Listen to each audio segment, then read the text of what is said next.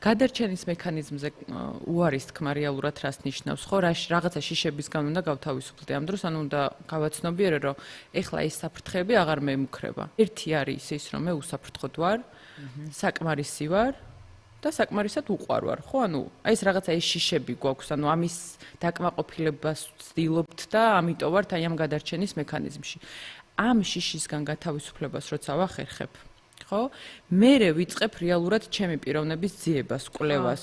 ანუ ინდივიდუაცია იწყება მერე. მანამ მგონია, რომ ეს მე ვარ, მაგრამ სინამდვილეში არ ვარ მე. ანუ მე თუ მაგალითად აღიარება მინდა და შიგნიდან თუ სინამდვილეში ვინც არ ვიყავი, იმან შეიძინა ის მეგობრები და იმან შექმნა ის ოჯახი და ასე შემდეგ, მან შემოდის, ანუ მანდ არის, როცა შენ თქვი, რომ ყოველთვის არა რა, ანუ ზოგჯერ კი, მაგრამ ყოველთვის არა, ანუ ზოგჯერ ეს შეიძლება იყოს საჭიროების შედეგი, რაღაც გარკვეული ურთიერთობები, შიშების და საჭიროების შედეგი და არა რეალურად შენ ვინც იყავი, ვინც ანუ რა ეტაპზე ქმნი ამ ურთიერთობას აქვს ძალიან დიდი მნიშვნელობა. მე როდესაც ჩემ თავში არ ვარ გარკვეული პირობითად ვამბობ და იქ შევქმენი რაღაცა მეგობრობა ან პარტნიორული ურთიერთობა, კი ბატონო, ეს შეიძლება რაღაცა გადარჩენის მექანიზმიდან გამომდინარე იყოს. ანუ შენში დავინახე რაღაცა, რომელიც ჩემ რაღაცა საჭიროებას კვებავს, მოკლედ და ამიტომ ავაწყეთ ჩვენ ურთიერთობა, მაგრამ მე როდესაც აი ინდივიდუაციის გზაზე დავადექი და ჩემი ღირებული, ჩემი რეალური ფასეულობები გავაცნობიერე საკუთარ სახლში როცა შევედი და ჩემი სახლიდან როცა